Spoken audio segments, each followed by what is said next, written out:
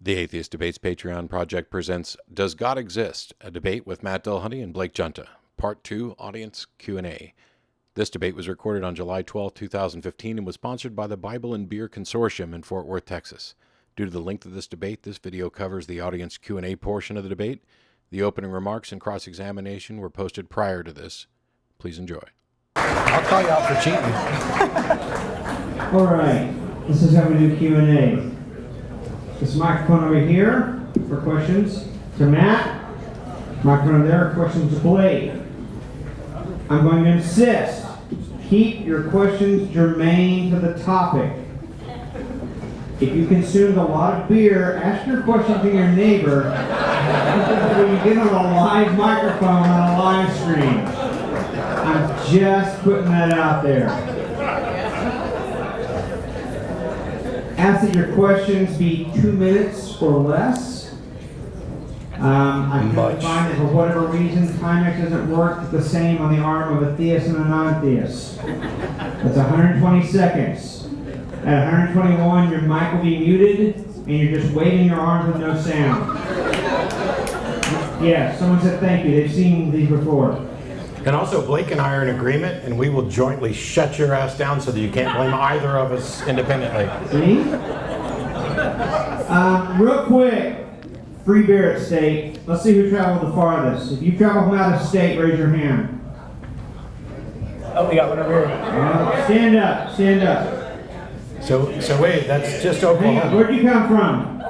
Oklahoma. Oklahoma? Scotland?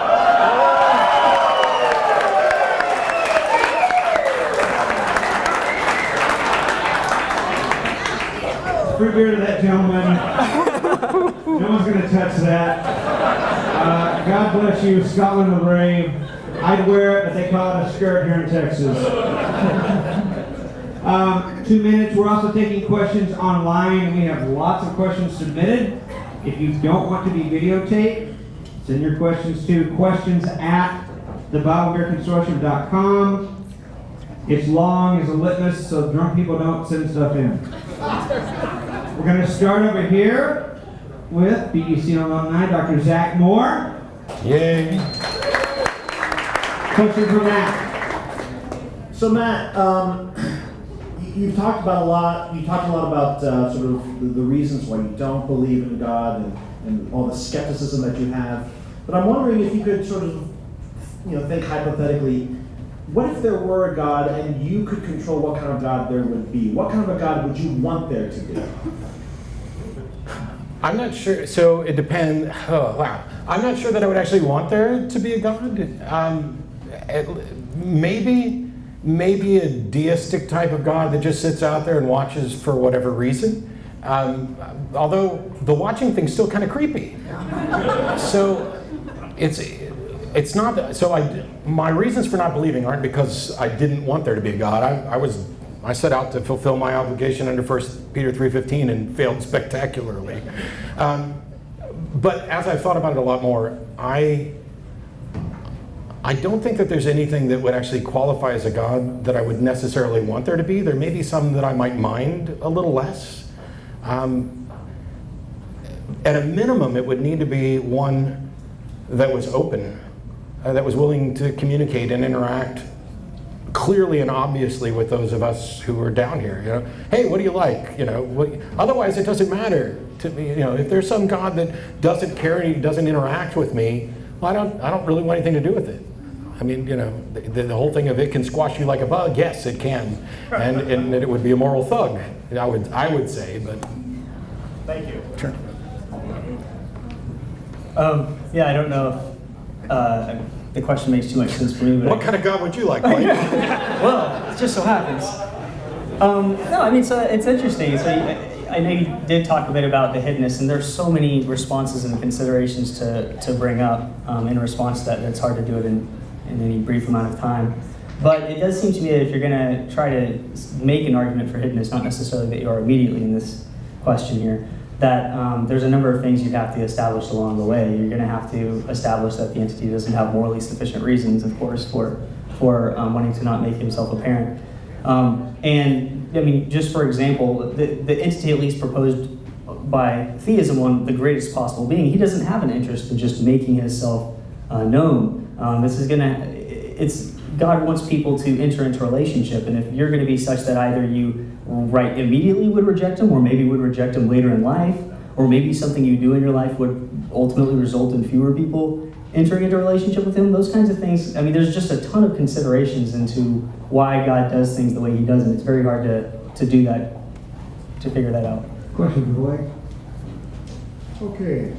The assertion's been made that God does not exist because he cannot be measured scientifically. It's an interesting thing. I went to Vanderbilt University and studied physics. I got a Vanderbilt person here, thank you. Anyway, one of the interesting things about physics is that when we take gravity, we can see its effects.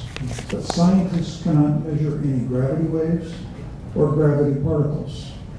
Therefore, by the standard, that if we cannot scientifically measure it or detect it, it doesn't exist. Shall we then assume that gravity does not exist on the same criterion that God does not exist? So, I mean, that's obviously a question. Both of you, yeah. Yeah. I mean, I think I wish we all had more time always. There's so many things I want to talk about with Matt's methodology, and you only have time to go over a little bit of it. But I mean, that sounds like a reasonable worry to me.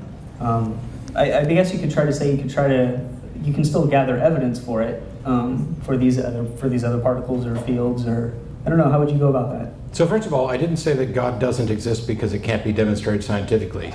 I didn't state that there's a fact that God doesn't exist because what I'm saying is that I do not find it reasonable to believe this, and perhaps reasonable to actually believe that it's not true. However, if God were as obvious as gravity, I'd believe.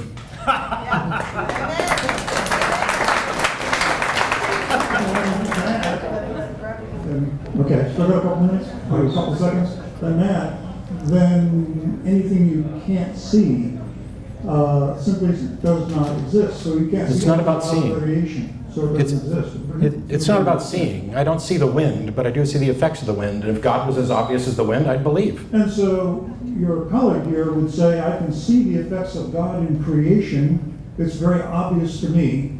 And take the example of human life. The size of a fertilized egg, the nucleus is 1/5000th of an inch. Okay, And if he it grows said into 1.4 trillion cells in 9 months. if he said that he And could it has a program that creates hundreds of different types of cells yeah. in 9 months.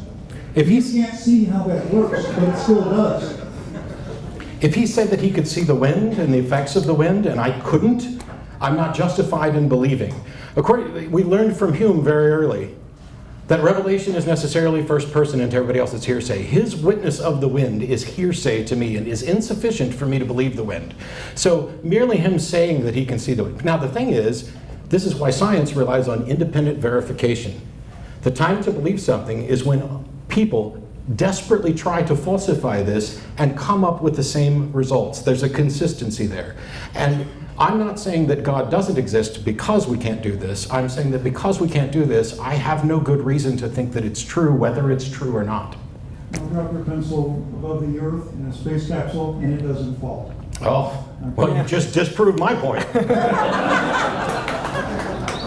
God doesn't exist in space, I guess. I think he does. Question submitted online by Steve for Blake. If God exists, how come I have to submit my question to you guys to get answers?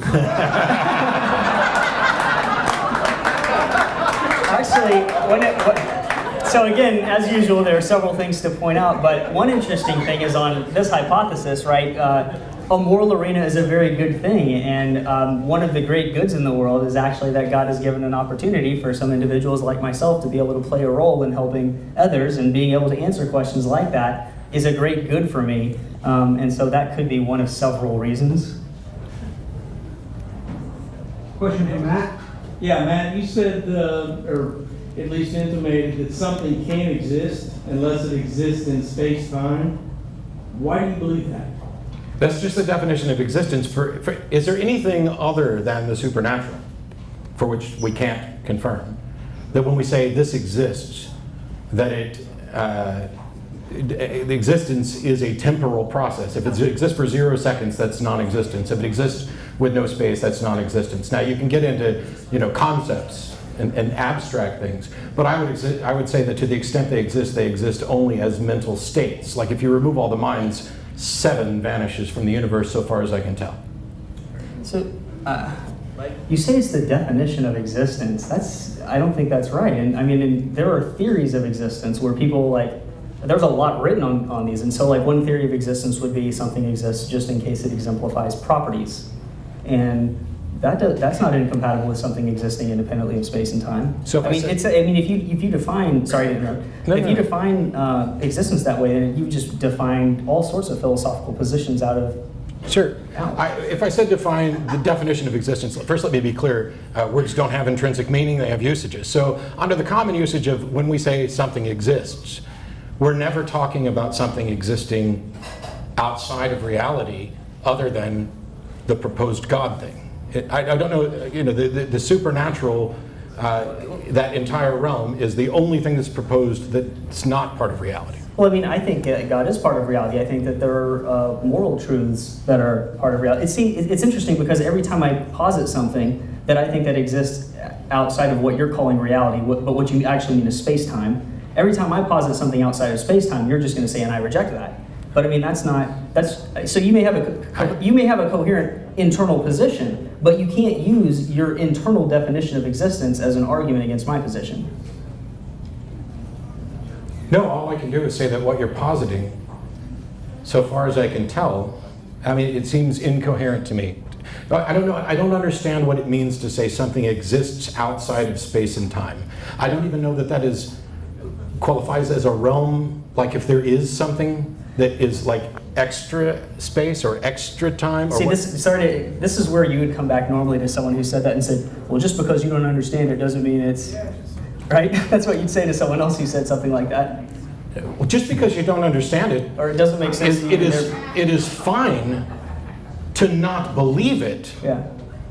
Just because. So when you say this is where you'd come back to somebody saying just because you don't understand doesn't mean it's not true. That's correct. I'm not saying it's not true. I'm saying because it is, I don't understand it, because nobody's offered any explanation. I cannot believe it. That's separate from whether or not it's true. But you can't use it as an argument against me now just because you don't believe it. Only to the extent that your argument is that it's reasonable to believe this, I can use it against the argument that it's reasonable to believe. So you're saying... I can't use it as an argument that it is not in fact true. I can only use it, if you say that I have a reason. Ezra's giving us the eyeball. Yeah. No.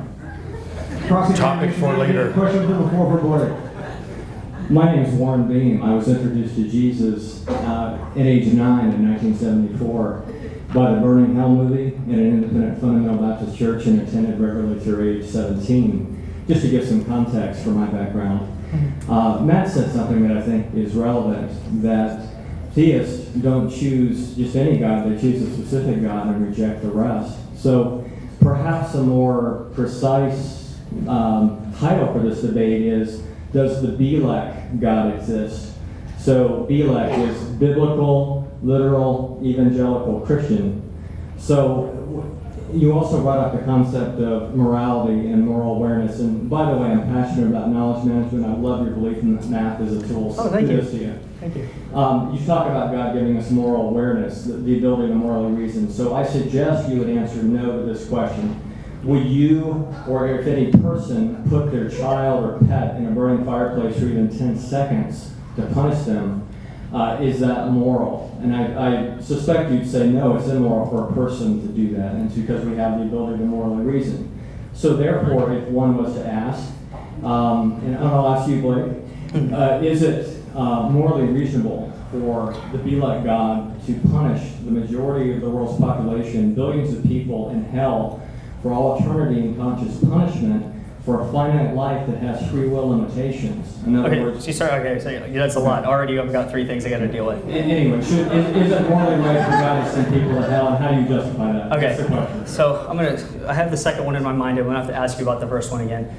Because the first one did kind of lead into the question of would you okay something, in this case like burning a child, if God said it was okay. And I just wanted to point out that to the degree that I was confident that this was morally wrong, to an equal degree, I would be confident that God would not bring it about. So that's point number one. Regarding your question about hell, there are, I mean, I shouldn't even be answering this. I committed to myself that I would be talking about the Christian God, but I already started. All right, everyone, from now on, I'm not talking about the Christian God. I'm going to answer this, though, because I already started. There are all different kinds of theories of hell and why hell is eternal. Here's one quick one. And not all people accept that hell is eternal. Some people are annihilationists, and that's fine. But here's one theory, is no finite punishment that you commit on earth results in you being punished for eternity in hell. What happens is you're sent to hell, and I don't accept that it's fire, okay? It's described as outer darkness and all sorts of things. It's anguish of some kind. Good is taken away. But one reason why it would, or the reason on this model, why it lasts eternally is because the individual continues to gnash their teeth at God. They continue to sin, and so their sentence is perpetuated. So that's one theory. Oh, sorry, and what was the first question? Well, I want just to finish my question. Here, sorry, it's got to be the first question. Well, whatever the first question was. I made a statement about it's the be like God, and for context, to limit it, is it right to put a child in a fireplace? Okay. Well, and what about the folks who flew airplanes into the Twin Towers? They believe God told them to do that. So, I'd say at this point, because he's already answered that question, if you've got another one, maybe just get back in line and we'll kind of move on from there. I'll do that. Thank Cool, you. thanks. Thank you. Question online for both speakers. Josh? Two-part. What line of possible evidence or argumentation do you think could change your mind? After you both answer, the other please comment on any problems you see in the other speaker's answer. Oh, wow. That's like I answered it in my opening. I don't know, but if there's a God, that God should know and hasn't, so that's my answer. I have no idea. I mean, it's always going to be degreed. So basically, if someone tore down my reasons for believing in God sufficiently, while on balance also taking down my answers for, for instance, the problem of evil and the problem of hiddenness, things can balance. There's no quick answer. It's going to be more of a complex calculation, like what I showed on the screen for me. Oh, you wanted us to comment on each other's thing, I guess. So, what's wrong with my answer, man? It was just bad. I just didn't like it.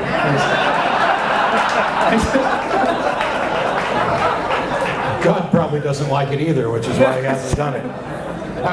So I'd say the only comment on yours is that, if it were the case that somebody actually went through each of your reasons and showed why they were fallacious or why they weren't good reasons, and you were willing to change your mind once that was done, good for you.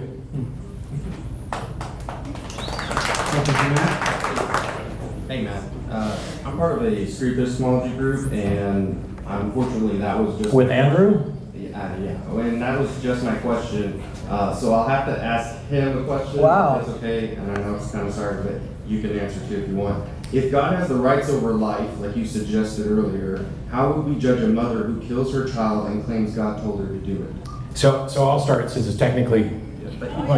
So if God has rights over life, somehow I missed it. If God has rights over life. You claimed earlier. You claimed earlier that God has rights over life. Oh yeah, and and then continue the question. And if he asks a mother to kill her child, drown him in the tub, okay, how would we know how on earth how to judge them in a court system? Gotcha. Yeah, so I would say, putting on my Southern Baptist hat, I don't know how to demonstrate that God actually asked her to do that. And I think the default assumption is that, probably for almost everybody, we probably don't think God actually did that. She may just be, mentally have issues. But what I would say is that there is an argument along those lines that for particular theologies that have this age of reason or the age of responsibility, where it would be, I think, perhaps argued that the most moral act you could do would be to kill your offspring before they reach that, so that they would go to heaven and not have the opportunity to sin. But that is about very specific theology. The reason that I had asked Blake about, the morality of drowning an infant, which we didn't quite finish, is that if you believe the Noah story, God did that. Now, I don't think the Noah story ever happened, And I know that there's a lot of people who aren't biblical literalists and who may not think that happened at all, but it's a representation of God's character according to the Bible, which we're evidently not going to get into today. But my specific point on that was that drowning is a particularly horrible way to die. And so even if God had some motivation that was just to kill somebody and has the rights over life and death, I think it's a cop-out to just say he has rights over life and death and not assess the manner in which he might go about it. Because even if I have the right to kill somebody, that doesn't necessarily mean I have the right to torture them and make them die in the most heinous way I can think of.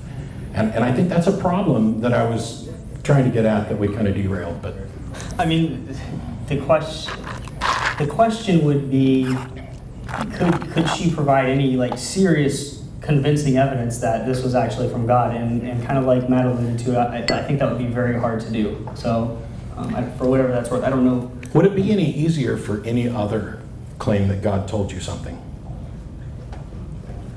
To some degree, it would be easier to believe that God told you to do something good, but even that I would only accept in virtue of evidence. It would just require a little bit less. Thank you, Tim.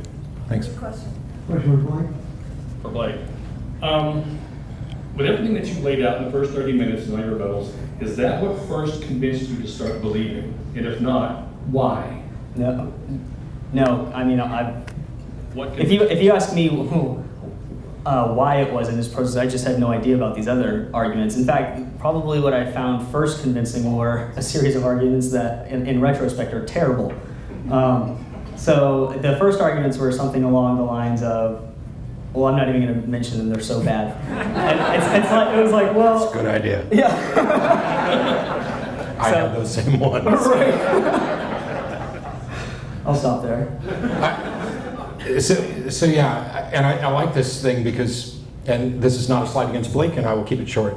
I find very often in these debates that it's very rare that people actually defend the God that they believe in, and this is not slamming you. We agreed on this particular topic. Mm-hmm. And that even when they do, they don't always offer the reasons that they're convinced. Instead, they offer the reasons that they think should be convincing to someone else. That doesn't mean that they're wrong. It doesn't mean that their arguments are fallacious. And I hear atheists, and this is the only reason I'm commenting here, going after like William Lane Craig, who believes because of the inner witness of the Holy Spirit, and yet argues from Kalam. It is not a rebuttal to Kalam to say that Craig believes on the basis of the inner witness of the Holy Spirit. Those two things are completely separate. You can rebut Kalam another time, and then you can point out the problem with the inner witness as well, which I'd love to do if Craig would ever debate me. Oh, did I say that live stream? You did. Hi, Bill. You did. But yeah, I don't like bad arguments, no matter where they come from, but I especially despise bad arguments when they're coming from people who are ostensibly on my side of an issue, which is why I find myself fighting with some of my atheist friends on occasion, because that's a bad argument. Not your point, the thing that I went to. Just a quick point myself.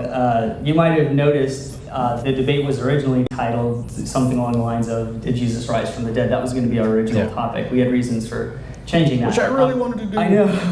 I wanted to as well.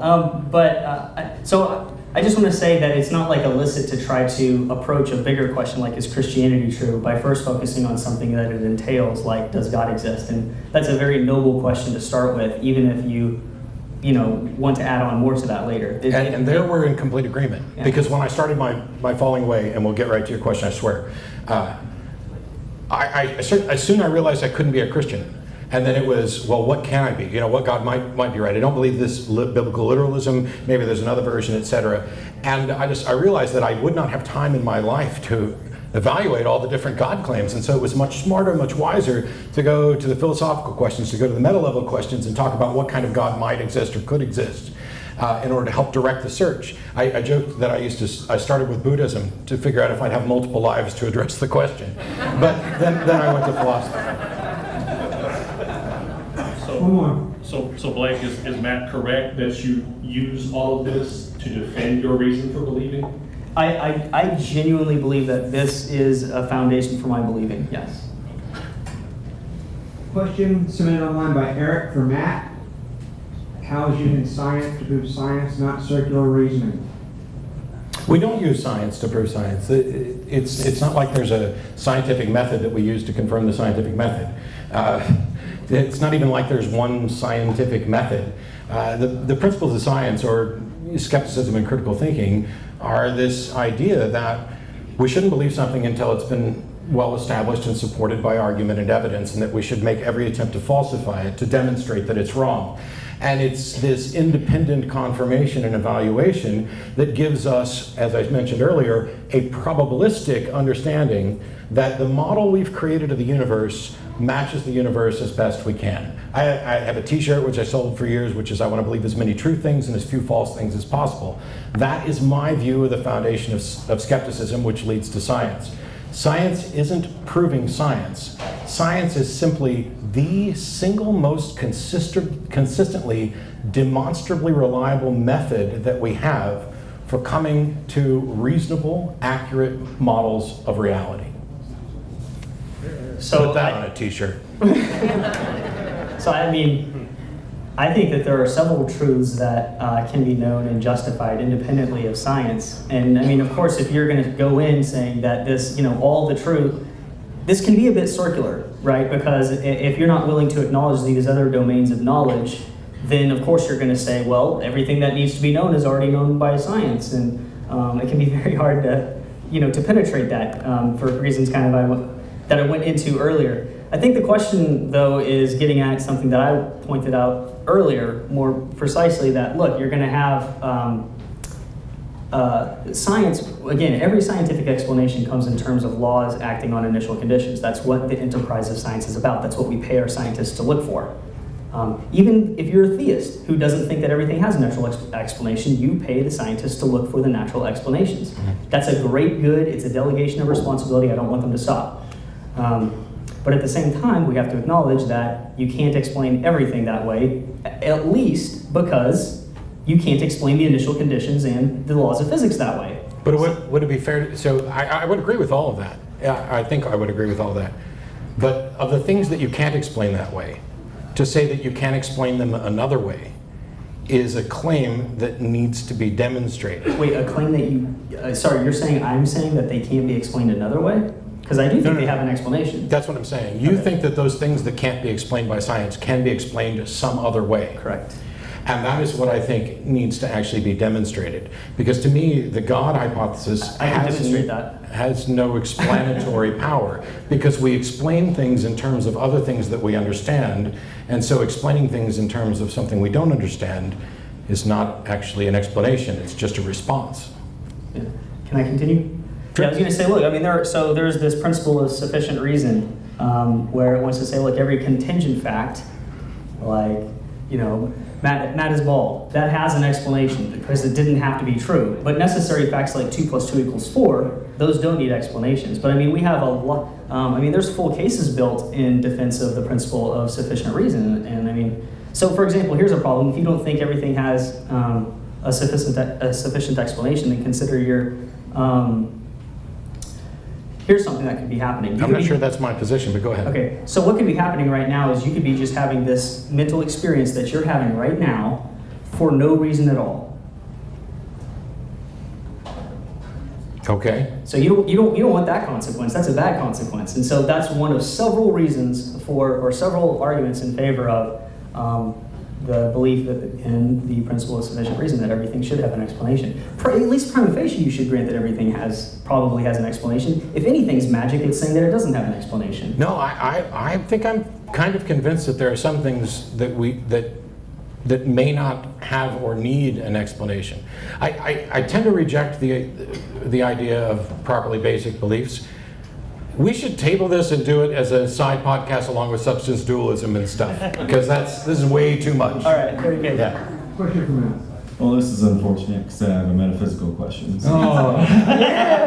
But Matt, thank you so much for coming out, and I really enjoyed it. I guess my question, I understand you didn't have an opportunity to actually have a rebuttal, but in your opening statement you mentioned, one, that you rejected an axiom of modal logic, and two, that Blake was, in his definition of God, perhaps instead of having omnipresent or omniscience, has made more of a fine-tuned version, or I guess wording of it. His wording was maximally. Maximally, sure. Yeah. But I guess Which is common. Yeah, but I guess my question is, just because we can better communicate what we mean by such words by using maximally or agency or something like that, how would you reject certain metaphysical truths such as the laws of logic and I don't. consciousness? You don't reject them? No. And also when I mentioned this thing about how these terms have been redefined by modern theologians, I'm not complaining. I think they were right to do so. I think that they recognized real problems. And so one of the things that they did was they said, okay, clearly if we stick to this idea that God can do anything, even the logically impossible, we have now moved off into the realm of complete unreasonableness. And so the God that we believe in should be reasonable. As a matter of fact, the God that I believed in was not only reasonable, but evident and obvious. And so it was kind of a surprise to find out that I was wrong about at least two of those three. So I don't have any problem with this. I was commenting on a meta level about how the conversation has continued, and what's happened is that instead of, like if you had a proposed explanation for something, and you found out that it was wrong and flawed, to go back and rework your definitions so that you could try to make your explanation and redefine your explanation so that it would fit, that's a problem. Because now you're in the position where you've got a foregone conclusion and you're desperately trying to make things fit it. You may be correct. I mean, there are plenty of people who had great ideas that were really convinced that this is the way it is, and it failed and failed and failed until they found some other way. So I'm not saying that it proves that they're false. I'm saying that as a methodology, to get stuck into there must be a God. And so when I present the cosmological argument and somebody points out, that everything that exists has a cause, if God exists, he must have a cause, to go back and reformat the first premise to be everything that begins to exist, now you're doing ad hoc redefinition of the thing you're trying to prove in order to try and prove it. And I'm much more an advocate of following the evidence where it goes, and if it leads to a God, cool. But I don't see that as the case. So that was my only objection. Could I have a quick follow-up? Okay, so you just said following the evidence where it leads. A lot of explanations or definitions of God that Blake used were inferences made to metaphysics, not necessarily positing God. Hasn't he shown logically, at least at some level, to possibly consider a metaphysical answer to a physical question? So wouldn't your objection constantly go back to that needs a physical explanation, that needs a physical explanation? No, it's not that it needs a physical explanation. It's that if you're going to offer a metaphysical explanation, it's not enough to say that this metaphysical explanation is consistent with the facts that we observe. There has to be some demonstration that it is in some way real. This is where I kind of got, and this will be sidetracked. It's kind of like saying, we need to solve this problem. We need an explanation for this. So I'm going to hypothesize the perfect explanation. This satisfies all the conditions. It does me no good to say that on this hypothetical explanation, we would expect all of the things that we were trying to explain. That is ultimately circular in some sense. And to say that it's unlikely under any other possibilities is also unsurprising, because you've constructed the one thing. That tells me nothing at all about whether or not that's the actual explanation, which is why I used the card example. It may in fact be incredibly more likely that I cheated and dealt those cards to you. That doesn't mean that's what happened, and it also doesn't mean that you can reasonably conclude that I in fact cheated. Just because it happens to be more likely on the hypothesis doesn't mean it's reasonable to conclude that that is what is actually happened. You may say it's more likely in comparison. I care about what's actually correct. It doesn't mean anything to me to say that a moral realm is more likely on theism than atheism. Seriously, it means nothing to me, because it does not confirm that theism is actually the answer. Of course, if you want to list all the improbabilities that had to happen to get here, that's going to be a problem. So I don't like this all or nothing talk of demonstrate. I really do think that it's important to talk about evidence, which can increase or decrease in a degreed manner. It doesn't have to be either, full on. if this piece of data doesn't demonstrate that this is true, then this piece of data doesn't do any work at all.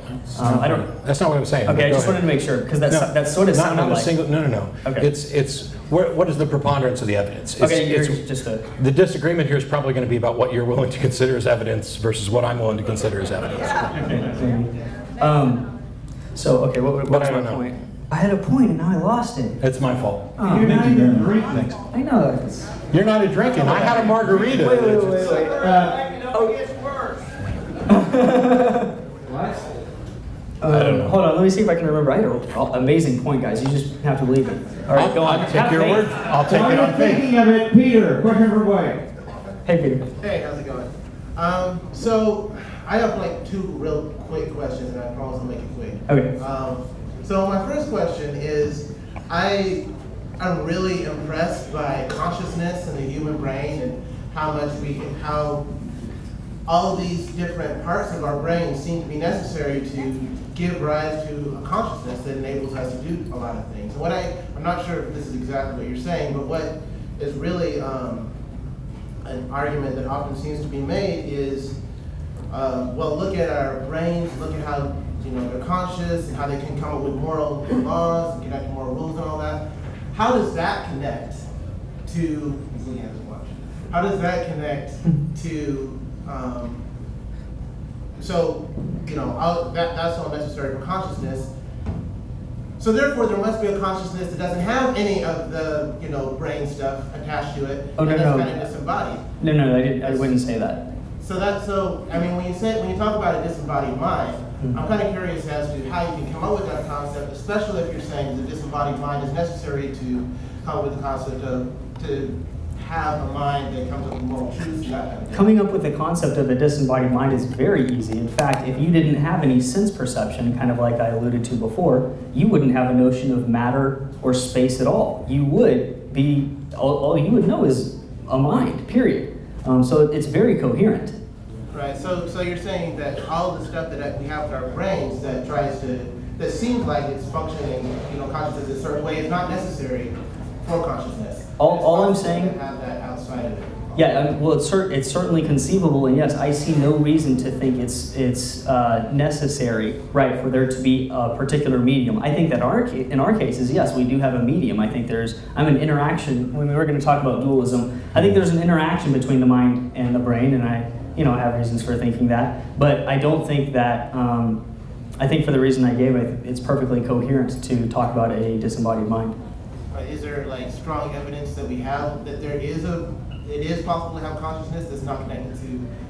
Interestingly, every argument for God's existence is evidence, incidentally, for the possibility of a disembodied mind. Also, I just made a conceivability argument, and I noted in my opening statement that conceivability arguments get used to help determine what's metaphysically possible. Or is it possibly a little bit more possible that people saw, okay, consciousness is how we create things, therefore we're going to get to identity for the way we got here. Sorry, I missed the first half of that. I apologize. It's my fault. I was asking for iced tea. Is it more possible that human beings say, okay, consciousness is the way that we create things, therefore that must be the way that we somehow got here, kind of extending it. I don't accept the notion of more possibly. Something's either possible or impossible. So there's something to what you said that I find interesting, which is this idea that it's easy to conceive of a mind without a brain because it's easy to conceive of all kinds of things. That whether or not you conceive them doesn't tell you whether or not they're possible or probable or likely or true. But something you just said about this idea of consciousness acting and doing something. We have no examples of a consciousness acting and doing something. We have no examples of a mind absent physicality. We also have no examples of consciousness acting absent a physical modus operandi, which doesn't mean that God doesn't have one. Never mind. This is just the way my brain works after a margarita. My other question is how do you know that God, the concept of God having authority, moral authority, seems to be kind of, because there seems to be a concept in God, that he somehow has moral authority, that he has authority over all existence. Even if there was a being that was somehow conscious, which I think is far-fetched, obviously, but even if there was a being that was somehow conscious that did bring all this into being, how do you give that being the concept of authority that would be necessary for most theories of who God is? I heart you so much. So there are, once again, there are different models on how you can, are you basically asking how could you get to the inference that God is all good? Or how could you get to God somehow having authority over existence as opposed to just being some conscious being? Like if I made the world, I just happen to make Is the world. this just for clarity, because is this a distinction between the might makes right thing and whether or not there is a moral authority? I guess. Well, I'm just trying to figure out So I mean, I'm going to take the earlier question, because figuring out what you mean by an authority and how the necessary and sufficient conditions for being an authority, that's kind of a complex issue. But I mean, there are theories about why God would be an all-good being. If you want to hear some of those models, for instance, I suggested that God could very simply have. I said that God has 2 or 3 interesting properties, which is in my case for saying that God is simple. On the model where you have 2 simple properties, God's being all-knowing, we want to say that the moral truths are necessary truths, and so God being omniscient would be able to know those necessary truths, and it's in virtue of that he would be an all-good being. If you want to add in that 3rd property, you would just add in omnibenevolence, and that would be part of God being the greatest possible being. Yeah. Question from Jonathan for Blake. Why is it that you hold atheism to a different standard of probability than theism? Using your model, would it not be possible for a God to exist without the universe, or for a God to create a universe that would not support life? In a fair comparison, your end result would be that atheism and theism are at best equally possible. I didn't say that the likelihood of a moral arena given theism is 100%. In fact, I don't think it's 100%. God could have refrained from creating. I said that most people put the likelihood between like 10 and 90%. That's very much the kind of thing that God would plausibly do. And I think that's right. I don't. Do you need another moderator? No, I'm good with tea, believe me. Matt, this is my daughter, Simeon. Yes, we met a while ago. She's going to ask you a question. Please. So I went to the door to hear Dan Barker and Justin Bass debate, and there was this atheist that was asking my mom and my brother a question, and he was saying, how can you be a Christian and rely on just a book? I think that the evidence of people existing might be evidence enough if basically what I'm trying to say is, isn't the existence of people evidence enough? So Blake said something interesting a minute ago that I didn't really capitalize on, where he said the arguments for God were evidence of this. Arguments are not, in fact, evidence. They're the conclusions may be, if they're sound, but a mere argument.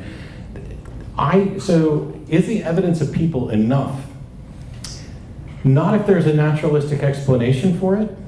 And even if there weren't a naturalistic explanation for it, that doesn't mean that we are justified in proposing or accepting a supernatural explanation. So like, if you walked in the house and you found a potted plant sitting on the foyer, and you had no idea how it got there, would the mere existence of the potted plant be enough for you to believe that angels delivered it there?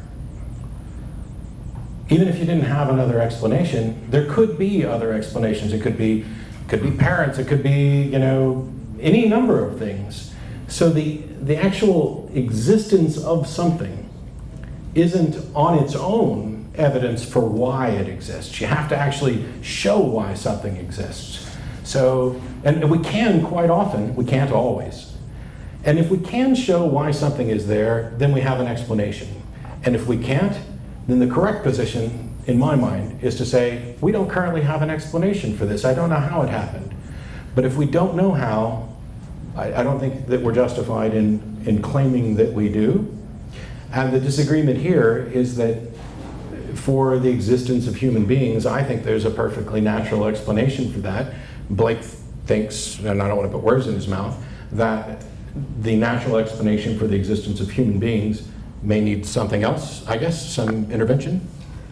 The argument that I gave can go two different ways. In fact, technically, with the argument that I gave, you don't have to believe that there are any supernatural interventions at all. Theoretically, the theism, the God in that, could have created the one very special world where all of these things cascaded in just the right way.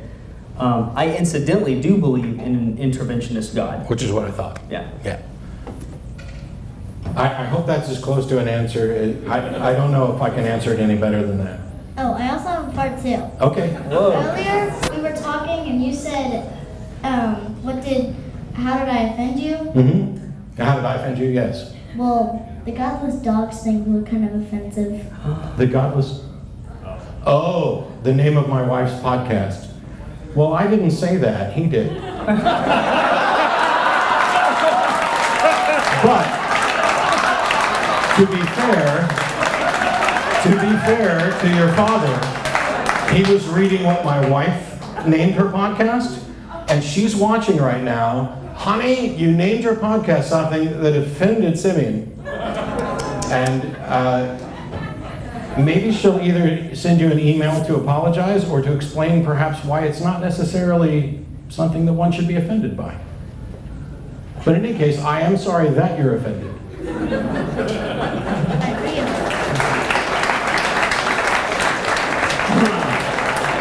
Goodness.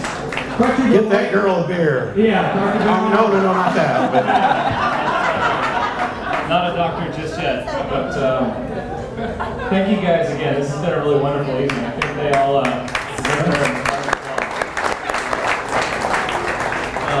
have two questions. One of them is quite short. Blake, during your discussion on the origins of life, you mentioned something, and I hope I get this right. The RNA Ward hypothesis? Sorry. I'm unfamiliar with that. Could you explain to me just briefly what that is? Yeah, so in the origin of life problem,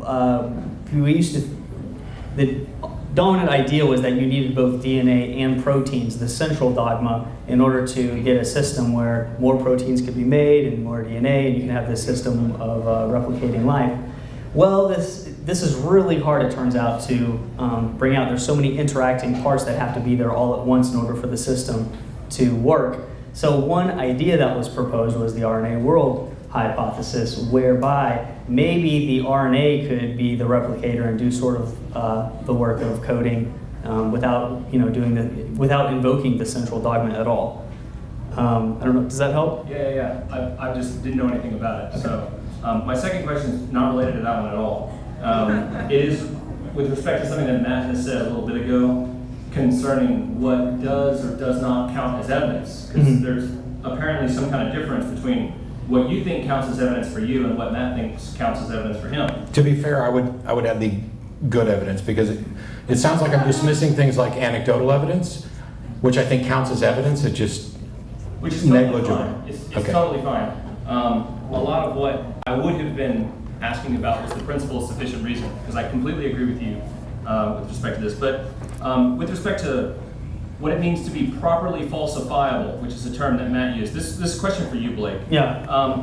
If you were to adopt the epistemic stance of Matt, this skepticism, which says that what is scientific is going to count as the best evidence, and anything that's not scientific, I'm not going to count as good evidence. Maybe it's evidence, but it's not good evidence. It seems to me that if you were thinking this way, you would be building into your definition of what counts as good scientific evidence the following things. Right. You would be building in methodological naturalism. So you're only going to be looking for naturalistic explanations, and if something presents itself that is a supernatural explanation, because you're governed by methodological naturalism and thinking through this, you're going to say, I'm going to bracket that out. That's not under consideration at this point. That's not part of the evidence that I'm willing to consider as good evidence. Now, it seems to me that if you were doing this, Blake, that you wouldn't find any reason at all, ever under any circumstances, that even could count as evidence for theism if that's the only stuff that you count as good enough evidence to substantially contribute to something. Now, I would say if you were thinking that way, Blake, you would have stacked the deck in your favor. Right. Now, philosophers call this the fallacy of begging the question. And in this case, it has taken place by limiting what could or could not count as evidence in the first place. So I presume you would not want to appropriate that kind of epistemic stance in the first place. So maybe you could reverse engineer this for us and explain just where that kind of thought process goes wrong. And I'll take my answer. Are you a t-ball coach? No, but I do have an 11-year-old who plays center field, and he is awesome. Because that one was teed up perfectly, I'll let you know. Well, actually, I actually know that what Matt's going to do is he's going to say, well, look, it's the scientific method has this great success rate, right? And so this kind of epistemology has been verified to some degree. Is that right before I continue? Is that? Yeah, I'd also point out it wasn't me that stacked the deck or stacked the questions. I'm accepting that the scientific method, I'm accepting a particular epistemology because it's proven effective and alternates have not. And this is where I'll come back and say, well, look, on the theistic worldview, you do believe that 99.99% of the time, natural explanations are going to be right. That's why we set up science, and that's why we have no problem with telling them, look, don't think about God. You come up with the best naturalistic explanation you can. That is what we pay you for. That is your job. We're going to take that, and once we have the best naturalistic explanation in our hands, that's what you take to the philosophy department, and then you try to discern whether the best naturalistic explanation is the best explanation overall. And maybe one philosopher could try to say, well, the methodological naturalism is true based on this success rate argument, but I think that's a bad philosophical argument, and that's why it's my awareness is just not used. And the reason it's a bad philosophical argument is because you would have just as much success on methodological almost naturalism. And so if you have just as much success on both, you can't use that to verify this idea of methodological naturalism as your governing epistemology for all knowledge. Well, we're back to the just as much success thing, which I already addressed, and they can rewind. My problem with theism isn't that it's going to hold that 99.99% of the time naturalistic explanations are correct. It's that theism proposes that the remaining percent is covered by something that they cannot demonstrate. It's not the fault of rational human beings, not that you're not rational, that was phrased poorly. Sure. It's not the fault of the method that someone has proposed. You could propose all sorts of methods that say we're going to accept 99.99%, or that naturalism is going to get it right this amount of the time, and here's what we're going to say about the rest. This is what happens. This is why there are 1,000 different denominations of Christianity and countless gods and supernatural propositions throughout history, none of which have been reasonably confirmed to actually be true and accurate. At best, they are simply claiming this, on my particular hypothesis, this would be expected and it is consistent with. Well, correlation isn't causation, and an accumulation of claims is not an accumulation of data, it's accumulation of ignorance. So here's something that I want to ask you about. So suppose that you just experienced all the eschatological events, described in the book of Revelation, and next you found yourself at the pearly gates being judged by God, and next thing, you're in some kind of outer darkness, hell, and this has been going on for a while. Do you have evidence that God exists now, or would you believe that God exists now? So, that's a laundry list of things. Yeah. And I would say that if I found myself at the pearly gates, by definition, we're now in some other realm. Or at least let's say you're having an experience, right? Sure. I would want independent verification of what I experienced to the best of my ability to do so. That does not mean that I'm going to sit there and say, nope, what I'm experiencing is clearly a delusion. Because no matter what I'm experiencing, whether I'm a brain in a vat, or I'm stuck in the matrix, or I am experiencing this purported afterlife, until such time as I have reason to think that what I'm experiencing is delusion and have some way out, I have to deal with reality I experience on its own terms. So it's not about whether or not I would believe that it was true, I would believe that I was experiencing that, and that's the distinction. But I'm asking you about whether you believe it's true, and to my understanding, I know it's the truth. The scientist is not allowed to conclude that there's a God and this is all occurring. And so, isn't this a bad method if the conclusion doesn't allow you to conclude in the face of such great evidence that God exists? So you're saying in the face of such great evidence, and great is kind of an equivocation here, because is it about the quality or the quantity that makes it great? It's got both. In my assessment here, first of all, as I mentioned, science doesn't look to get you to truth. It comes up with the best explanation. But you're using it to get you to truth. No. I'm using science for what it's used for, which is get me to the best supported probabilistic explanations of the reality. Now, to the extent that I experience... Sorry for interrupting, but you believe things are true or false on the basis of those? No, I believe things are likely true. So it depends. So this gets to the issue that thankfully we've avoided the entire night, which is absolute certainty. Because I'm of the position that absolute certainty is a red herring that's unattainable. Outside of the logical absolutes, which we accept, I say, as presuppositions, and so we're still not absolutely certain there. So I'm not concerned with absolute certainty. What I'm willing to do is say that whatever I experience, I'm experiencing. This is like when somebody comes and tells me that they had this experience that they attribute to God, I don't think they're lying. I am fully willing to accept that they had some experience. The exact nature of that experience, I'm not necessarily convinced is what they're relaying, and the cause that they want to ascribe to the experience, I am not personally convinced of. So if I find myself at the pearly gates, I'm going to deal with the reality that I'm currently experiencing. I might stand there and go, I just don't believe this. How could this, pinch me and all this, I'm going to want independent verification, but absent the possibility of getting that, I'm going to accept the reality that I'm experiencing. Oh, I definitely, okay, can I follow up? Sure. Well, okay. I said sure, Ezra's in charge. So it's interesting, when you say that possibility has to be demonstrated, how would you demonstrate the possibility that God doesn't exist? I don't know. My position is that the actual proposition is probably unfalsifiable, which is why I have a problem with it.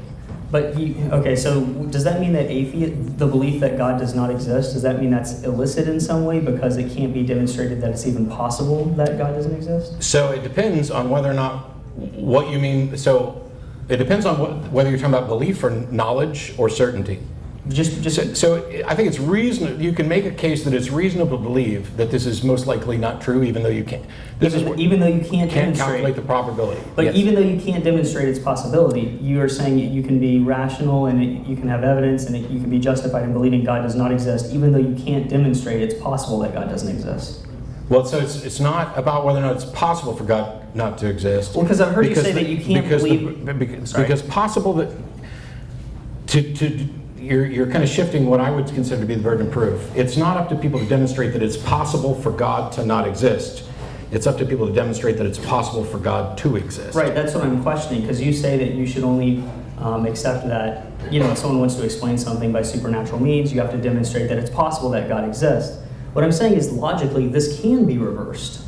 These are two different positions. I'm not talking about agnosticism, I'm talking about positive atheism, the claim that God doesn't exist. Yes. And in order to say in order to try to, again, from what I understand is I only defend the positive claim that God doesn't exist in the sense of I believe that this is the most reasonable conclusion based on the information that I have available. It is not a claim of absolute certainty. Good. I'm not making a claim to truth. If I looked at the world and saw that for millennia people have invented gods and religions, and to me, there's no reason to pick one over another.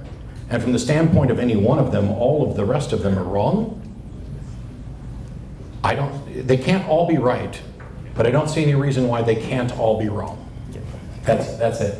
Question for Matt? Yeah, you've hit part of this question already. Well, good. If you absolutely believe logic and the laws of logic are real, independent of space, time. So you're talking about identity, non-contradiction, excluded middle, that Sure, thing? yes. Sure. Or however you define them, who cares? It's outside, if you think they're real outside of space-time, matter, multiple universes, our minds, whatever, why do you believe that? How do you know? Can you know other things that way, or know things purely on the basis? So, yeah, I pointed this out. This isn't a position of absolute certainty. It's a presupposition that seems to be a necessity. I don't know that Blake would probably have better language to put to this, but in any attempt to demonstrate that they weren't true, would require them to be true. So there's a contradiction there. But that becomes circular, because the only reason there's a problem with the contradiction is because the law of non-contradiction. And so, much like the problem of hard solipsism, I don't see any solution to it, but I'm going to live my life as if I'm not the only mind, because I think it's kind of arrogant to presume that you are the only mind. I've written every great song you've ever heard, it's all me. Similarly, I have no solution to how we can verify the logical absolutes. All I know is that they appear to consistently work, and in every hypothetical scenario, even in the absence of anything, they still appear to hold. At least, in thought experiments. I don't know any way, and I don't think that they can be verified outside of that, which is why I consider them a presupposition and I don't claim absolute certainty anymore. Interestingly, if God exists, then solipsism is false. So if you can prove God exists, then you're out of the solipsism If God exists, I'm going to hell. And yet, we both said something, and neither of us have demonstrated the truth of the proposition. We should probably tell people what solipsism is, because they're probably hearing that and they're like, what the heck? Yeah, solipsism is this idea that there's a number of different, either you're the only mind that exists, or you're brain of out, or the matrix, or these other sorts of thoughts experiments that relate to solipsism. It's mind-boggling and fun for some of us. And solipsism in its purest form, in the form that I said that would be false, is this idea that you're the only mind that exists and there's nothing outside of your brain. Everything is a figment of your imagination. And so obviously if God exists... Which means I really dislike myself, because I keep giving, like Ray Comfort and Cy to debate instead of these guys, which is much better. Thank you. Question for Blake. Sorry. Blake, Matt, thank you both, and BBC. Thank you. Really appreciate you putting this on. It's been a lot of fun. I apologize in advance. I only have one question, but as coming kind of well played. As with the first, I'm going to read it for the sake of brevity. But as with the first question, I'd like to ask Blake: assuming polytheism, which two or more gods would you have there be? What is their nature and why? Which two or more gods? I'm just going to be honest. When I haven't thought about an issue, that seems like something I'd have to sit down and think about. I feel the same was true for Matt. It was kind of an interesting question. I think it was a great question, but so I was posing the same to you. But yeah, I don't have an answer off the top of my head. It is a good question. It's one of those things that I'd want to sit down and think about for a while. Fair enough. I'm not going to add anything. I've talked a lot. Last question online for Blake by David. Blake asserted that the spontaneous creation of life is infinitesimally small, but if the universe is subjectively or actually infinite, doesn't an infinitesimally small chance become statistical certainty? I didn't understand the question. I didn't either. Sorry, David, you stumped us. Yeah, I guess so. Everyone. You win, David. Question for Matt. Hi, man. Thanks for coming. Thank you. We've talked a lot about evidence tonight. I've watched a lot of your debates and talks, and I know you've talked about that, and you've talked about hard solipsism, and there's no we in hard solipsism, right? Yeah. The question I have, though, seriously for evidence is, you brought up the courtroom analogy early on in your presentation. In the court analogy, you have the idea that there is an overarching set of rules, whether it's established by federal courts or state courts or local jurisdictions.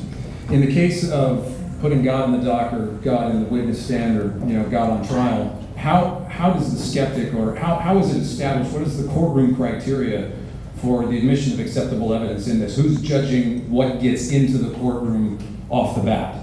So I'd say I don't know that I would have any standards about what is acceptable evidence. I think you should consider everything. It's about what evidence is sufficient. So, if 100 people come and tell me about a UFO they saw, I mean, that's all anecdotal. It's fundamentally no different from one person saying it, except that you have multiple witnesses, which is really interesting, and it seems unlikely that they would have this same story. And yet, that is not on its own, to me, sufficient to believe it. And I think that this is the case for almost everybody. For example, there are people you can go talk to right now who will tell you their alien abduction story, lots of them. And they share common themes and common claims and common alien designs and they seem to be wholly consistent accounts, and it's not outside it's nothing supernatural about aliens visiting. It's a big universe. It perhaps might not be surprising at all by things like the Blake equation that there were aliens. Whether or not they get here, well, who knows? And yet I don't believe them. And yet somehow, when we talk about God claims, and I'm not accusing Blake of this because he didn't, but quite often we're expected to take these masses of claims as more believable simply because they're older. You know, the idea's been around for a long time. So you take these anecdotal accounts of aliens and wait 2,000 years to where you no longer know who made these accounts, you can't investigate, you can't question them, and for some reason it seems more believable to perhaps a lot of people than the alien claims which are here now. So for you, so for you, the initial question, the establishment of evidential criteria is kind of an open book. Well, it depends on the nature of the claim. Extraordinary claims require extraordinary evidence is Sagan's thing. If you tell me you have a pet dog, I'm probably going to believe you. I'm going to take you at your word because it's common for people to have a dog. I could be wrong. There's no risk to me being wrong. I don't have to change my entire view and understanding of the world to accept that you have a dog. But to borrow more from Sagan, if you tell me you have a pet invisible dragon in your garage, well, now all of a sudden it's a different natured claim and it requires more evidence than just your say-so for me to be reasonably justified in accepting it. I think all of us would kind of say that. Wouldn't you just need simple evidence to show that I just saw a sponge wearing pants on the bottom of the seafloor? I could just show you a simple evidence that I was watching TV, right? Yeah. It's not extraordinary in that sense. If I make this weird claim that I saw a sponge wearing pants, it seems extraordinary. But the evidence to show you that it was true is not extraordinary. Yeah, and when theists come to me and tell me that they experience God by watching TV, then okay, now I'll accept that claim. But yeah. Well, thank you. I just had, I guess, two small points. One in the case of aliens is I just wanted to say this is very well accounted for in what the equation that I showed you earlier. The hypothesis that aliens visit is going to have an extremely low prior probability because you got to take into account the unlikelihood that aliens exist, the unlikelihood that they would be able to reach the planet Earth. There are all sorts of problems there. The unlikelihood that they of all things would do exactly this. The probability ends up being very small. So I think that's accounted for. And I wanted to say something about the courtroom illustration since it came up and now I get to talk about it a bit. Sure. I don't think that that's the best way to think about whether something's true or not. Because, yeah, I know you don't. Well, I mean, here's the thing. You set it up like, God is guilty of not existing, or how did you put it? Not guilty of the charge of existing. Right. And so what's interesting to me about this situation is like of all the scenarios that you could have analogized our truth quest to, you analogized it in this case where the jurors will do something deliberately irrational for prudential reasons. And the prudential reason in this case is we don't want to charge an innocent man and punish an innocent man. And so we'll actually let a man that we rationally believe is guilty, we're going to let him off the hook for prudential reasons. And so I thought it was interesting that you picked that. For the sake of this, let's just say I'm talking about the hypothetical purely rational jury. You're saying that, here's the thing is you're talking. It's not a response to my argument to condemn things that happen in a courtroom. But then we wouldn't have the innocent until proven guilty, or how did you put, or yeah, it wouldn't be. Yes, innocent. you still would. No, because if they're perfectly rational, then, oh no, wait, hold on. If they're perfectly rational, okay, sorry, We'll do this one later too. I'm gonna hold that down until I figure that out. We'll do this later too. Yeah. Question for Blake. My question has to do with, it's three objections that I have to the whole fine-tuning of the universe. I have three complaints with the fine-tuning of the cosmos. The first one is, first of all, you kind of assume that there could be other universes with other sets of rules, and as far as I know, nobody's found God's iPad with the slider controls. The second problem is things that are exceedingly rare sometimes do happen. There's an article by Robbie Gonzalez on Ion 9 that talks about how unfathomable it is that any one of us exist, talking about the odds of over 120,000 generations of the right egg getting the correct semen. And he stated that the odds of any one of us existing are 1 in 10 to the 2,685,000. So we are extremely, every one of us is very improbable. That's and exactly it's all through naturalistic means. The final problem with it is talking about odds after the fact make no sense at all. You could say, looking at Robbie's statistics, the odds of me existing are 1 in 2,685,000. But the odds that I actually do exist after the fact are 1 in 1 because I do exist. Yeah, so just so you're aware, nobody, this has applications to intelligent design. That type of objection will come up in response to someone who's raising a particular type of intelligent design argument that I'm not raising. I'm raising an improbability argument, and if someone could demonstrate that your very precise existence, not just humanity, but your very, very precise existence was only predicted on theism and yet not atheism, if it was only predicted on theism, then it would be phenomenal evidence for theism. But theism does not predict that you very specifically, with your exact molecular makeup and so forth exists, which is why all of the extra information added in virtue of your very specific and probable existence does not count in favor of theism. It only counts in favor of theism to the degree that you're a mind that has consciousness and is ultimately participating in a moral arena.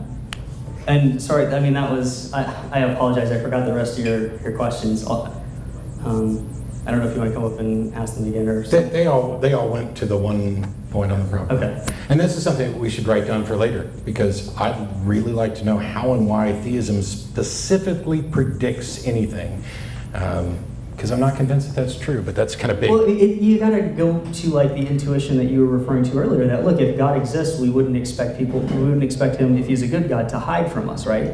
And so you're having it's not a prediction directly, because predictions are absolute in a sense, but it's a graded version of a prediction. You would say it's less likely, if God existed, it's less likely that we would not see him around the world. It's less likely that there would be this kind of suffering. And so you want to say that in virtue of these pieces of data are more likely on atheism than on theism, and so that means they're evidence for atheism. Yeah, I think, and we can talk about this another time, because I think there's something being added to theism here, because I could take the classical God, the classical theism model, and say that I could envision that it doesn't predict any of the things that we actually see, that, put yourself in God's shoes, you're there, why would I bother why would I do anything?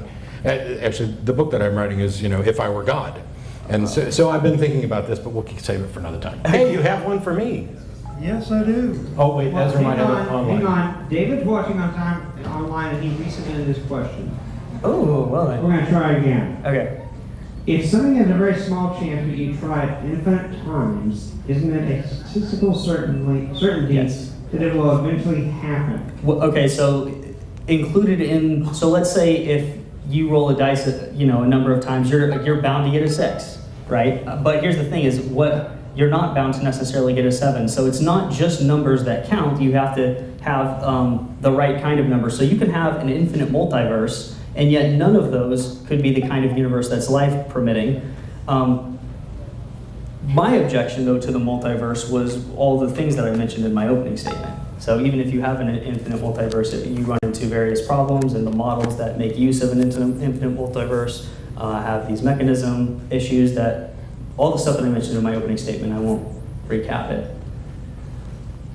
Sorry for the beeps. We're going to deal with the question of creation. There's some guys watching the live stream who are not tweeting. Is biblical creation correct? If we look at biblical creation, we typically see this word day, which actually is the Hebrew word yom, which could mean era or epoch or some indefinite period of time. Now, if you were to try to explain in about 20 sentences how the cosmos was created, you would find the biblical account, if you simply substitute the word epoch, to be substantially correct. You only have about 20 sentences to explain it. There was, in the first stage, the separation of light from matter. The creation of energy occurred from a Big Bang. Scientists have proved this. We then saw the separation of the atmosphere of the Earth from the surface below. Scientists did not know this could happen until late in the 20th century, when we sent probes to Jupiter and discovered it has no defined surface. Okay, but the Bible talks about this separation of surface from the waters above from the waters below. The Bible then talks about that the land appeared out of the water. And scientists know that if we totally flatten all the land, the earth would be covered by water. And then plant life developed first, and then animal life followed it. And then animal life out of the waters came after that, and the last major species to be created was man. Now, Moses wrote this in the 13th or 14th century, 13th or 14th century BC. He had no scientific instruments. He had no special scientific knowledge. How did Moses get the correct order of creation right unless it was with divine revelation? Well, first of all, no other religion other than saying the cosmos began as a void, which, by the way, Hindus, Taoists, they all agree that was the beginning, and that there was a spark of energy that began the process. So in that regard, God did make a universal revelation all across the world at the same time. But how did Moses, who was not a scientific man, remarkably know things over 3,000 years ago, which scientists did not know until less than 50 years ago? Sure, so first of all, he didn't actually get the order right. Second of all, it may not have been Moses. There might not have existed a Moses. Third of all, the fact that somebody wrote something down doesn't mean that they knew what you interpret it to mean after the fact. I'd point you to talkorigins.org. There's an index to creationist claims where the specific claim that the order of creation in Genesis is correct is thoroughly debunked, showing that the order is very different. But your argument, how did Moses know this other than divine, is in fact an argument from ignorance fallacy. Even if we don't know how Moses knew, that doesn't mean you're justified in leaping to the divine. That is a fallacy. We're going to the probability that an event could happen. For example, if you were known to be a card shark, then you could deal out 13 spades. Yeah. I'm not, and I can't do that. And You can't deal 13 spades? It's impossible for you to do? No, I can't. The chances are 1 in several millions. I'm a bridge player, by the way. Okay, so I know no odds. I play cards all the time. Sure. They can happen. And it does happen, in fact. But on the other hand, if I was adept at rigging the deck, I could make it happen far more often. Then we deal with the probability. And if you were God, you could make it happen every time. So what's the point? If you're capable of fixing a deck, then we say the weight of the evidence is you fix the deck to deal 13 spades. Can I ask you a quick question? Sure. Roughly how old do you think the Earth is? Earth is about 4.5 billion years, based upon radiometric dating. So you're willing to accept the scientific findings, and in the order that science finds it in, you're okay with? From an Earth-born observer, yes. Okay. So the order of the creation account in Genesis does not match the order. The fact that you can go in and read in the beginning and interpret these things so that they are consistent. The Bible did not inform us of the scientific facts, and if it had gotten the order exactly correct, we would not be justified in believing that that was the order until we had verified it empirically, scientifically. This is why when the Bible, people claim that, oh, the Bible has all sorts of scientific information, they claim the same thing about the Quran. None of that information is of any use as a reasonable explanation until sometimes it's confirmed by scientific investigation. Actually, I've read the Quran 7 times cover to cover, and it's not even close to the biblical account. Well, maybe you should read the Bible again, because it's not close either. Talkorigins.org. As stated, from an Earth-born observer, until the carbon dioxide clouds disappeared, you could not see any celestial object. And that would have required conversion by plant life. Do you have a time machine, sir? Being respectful of the time we have here, let's move to closing statements. Oh, who's first? You. Oh, mercy. How long do I have? As long as you closing statement. I'll just keep it short. Thanks, everybody. Even the gentleman, I realize I was a bit antagonistic, is because if you go to like some of the creationist sites, there's like a list of arguments that they think creationists shouldn't use, and that's one of them. And it always surprises me when it comes up that the order is right, but it was fallacious. I don't believe that a God exists. I very rarely defend the idea that God in fact does not exist, or that it is reasonable to believe that God in fact does not exist. To the extent that I do this, it's based on the things that I mentioned. That, hey, we know people have invented gods. Even Blake and the other Christians, they have their God and they think the other ones in fact don't exist, and that this is reasonable. There is a difference and why they think theirs is reasonable versus mine. They think theirs is reasonable because they've found the one true God. And I'm willing to accept all of their claims that none of them have found the one true God, because it doesn't seem to be something that's been demonstrated. There's this problem of being able to confirm the supernatural. When we talk about something like Jesus, and the resurrection and all of the things about his existence, to the extent that maybe he existed, maybe he didn't. I'm not getting into the mythicist ideas, because I don't see any reason to hang my hat there. I could concede that Jesus existed. That doesn't mean we have a good record of what he actually did or said and no way to investigate it.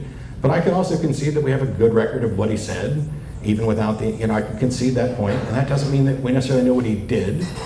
And even if you concede that he know what he did, that doesn't mean that you have an explanation for how he did it. The presentation of an effect does not in and of itself confirm a cause. This is the process of science to confirm reasonably the causes for these things. How did Moses write this stuff down if not for divine intervention? I don't know. How did you rule out Moses having a time machine, or it being coincidence, or someone who knew more than him, or any number of other explanations? You have to show a pathway from what you're trying to explain to your proposed explanation. You can't just say, how else could it have happened? All the arguments in the world, modal or otherwise, don't seem to be able to confirm this on their own. This isn't a declaration that gods don't exist. It's not even a declaration that Blake's arguments are wrong. It's the position of, I don't accept them. I don't see that there's good reason for this. And quite frankly, if there were a God, why hasn't he cleared this stuff up already? The divine hiddenness problem, I think, is a real big deal, and there are plenty of theologians who accept that this is a real big deal, and they've come up with explanations. I'd love to have an entire conversation about that sometime. I wasn't a humanist when I was a Christian. I wasn't a humanist when I first found my way out, but I'm a humanist now. I do these sorts of things. I used to joke that I did it as penance for all the people that I tried to lead to Jesus now when I drag them away. But that's not at all. I care about what people believe because our beliefs inform our actions, and our actions have consequences for ourselves and others. For me, the only thing you need for a moral arena is human beings interacting with each other, irrespective of how they got there. If God were to vanish from the world, we would still have problems. We would still have this sense of fairness, this desire to thrive and survive, and we'd have to come up with solutions to it. If there is a God, that situation doesn't really change. Laws are valuable to the extent that they're enforced. If you tell me that something's against the law but nobody's going to enforce it, what difference does it make? Smoking weed's against the law in Texas. I was at McKinney Falls last night. Somebody swimming around with 100 people around them, toking right up. Now, I'm in favor of legalization, but right now it's illegal. But if they're not going to enforce it, what does it mean to say it's illegal? And to talk about some sort of moral guide where morality is going to be enforced after you're dead does me no good now. We're on our own. If there's an afterlife, it's a bonus, no matter what it is.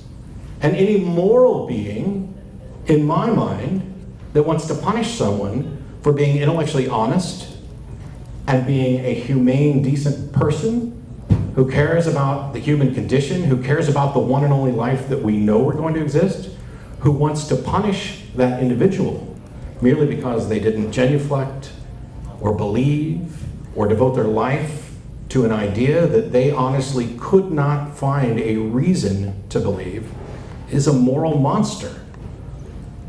I asked Blake about the drowning of babies because even if you're the one with purview over life and death, don't you have some obligation to your creation to not be a monster about it? If there's a God that you can only reasonably discover, which may or may not be the case, Blake and I disagree on this, after you're dead, okay. But that's an admission that our position is now equivalent. Whether this God excuses this action or this failure of ours or not. If you tell me I'm inheriting something later, I don't know that that's true. What if you spend your first 18 years with the expectation that you're going to inherit $1 million on your 18th birthday? If it's true, okay, then all the bad decisions that you've made may work out. If it's not, then you've made a huge mistake. Belief in anything, a God, not a God, Republicans, Democrats, Greens, social, whatever political party, these things carry weight. They have consequences on our action, and I think it's important that we use the best methods possible to determine whether or not we're correct. Right now, I don't see any good reason to believe that a God exists. I think there may be some reasonable arguments that gods don't exist.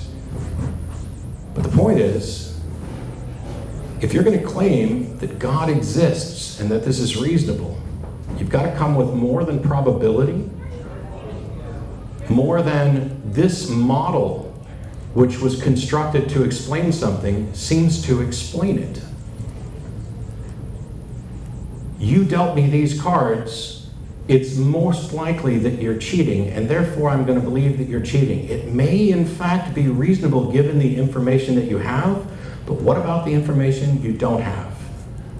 Not to be overly offensive, because I've been there, and I will hopefully continue to learn more, and I genuinely like Blake and John and a number of other people I've defended, or debated, and I've defended them.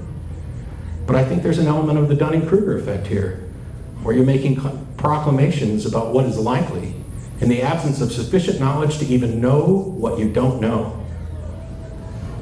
And I kind of gave that up, so I don't believe a God exists.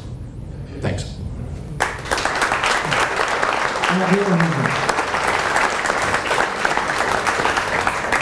Blake, closing statement.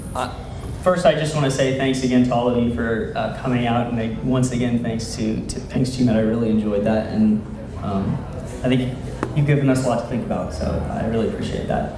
I'm going to resist the urge to respond to just point by point everything you said there. That'd be pretty cheap. We'll never go home. I know, right? But I know we both have a lot more to say about things that came up here, and time just flies.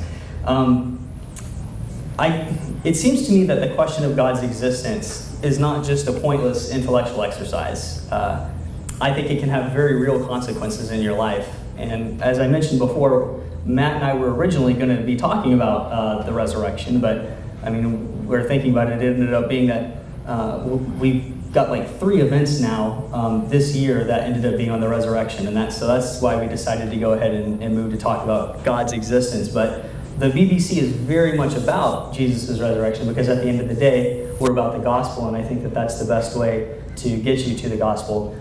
A lot of people think that you have to believe in biblical inerrancy in order to be a Christian, and I don't think that that's the right way to go about things. I think the way you do it is you first want to ask yourself, look, is there good reason to think that God exists? And if so, make sure you have reasons to think that Jesus existed as well, and then you want to ask yourself, does Jesus stand out like one chosen by God?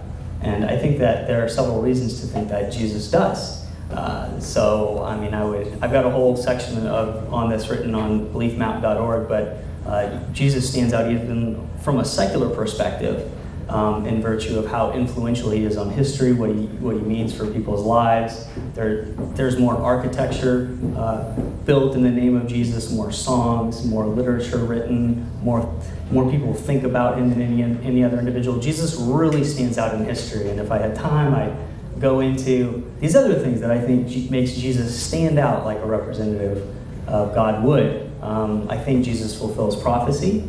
I think that Jesus, one of the most interesting and underrated arguments, I think, in apologetics is the way that Jesus is foreshadowed in the Old Testament. So there's a lot to say there. I think that Jesus really stands out. But then something else comes along, and that is the historical case for Jesus' resurrection, which is what we love to talk about at the BBC. I think that evidence is really powerful and independent of all of these other details. The reason so many people follow Jesus and find Jesus to be special and all this stuff that I just got done talking about isn't because of the evidence for the resurrection. It's independent. And yet when we look at this figure who just so happens to be the most important seeming figure in history, we also find another coincidence, and it's this coincidence that we have this phenomenally powerful case for Jesus' resurrection. And in broad strokes, the idea is that virtually every non-Christian scholar will grant that the apostles genuinely believed Jesus appeared to them. And a number of naturalistic explanations, the swoon theory that Jesus didn't really die on the cross, or that the apostles hallucinated, which is the most popular naturalistic theory right now, or that just the various naturalistic explanations that are out there all seem to run into really big problems. And so you have individuals like Antony Flew, who's an Oxford University professor who passed away recently, but he was long been the most prominent atheist, and he said, look, the evidence for Jesus' resurrection is different than every other miracle, both in terms of quality and quantity. And Jeff Lauder, probably one of the atheists who I respect more than anyone, said something very similar. People are very surprised when they investigate this and how difficult it is to explain the apostles' experience. And on the basis of that, if we have reason to think that Jesus really did rise from the dead, then you got to take far more seriously Jesus' claims about salvation and where we're standing in front of God as people who are in the moral wrong before a perfectly just and righteous God, and that has consequences.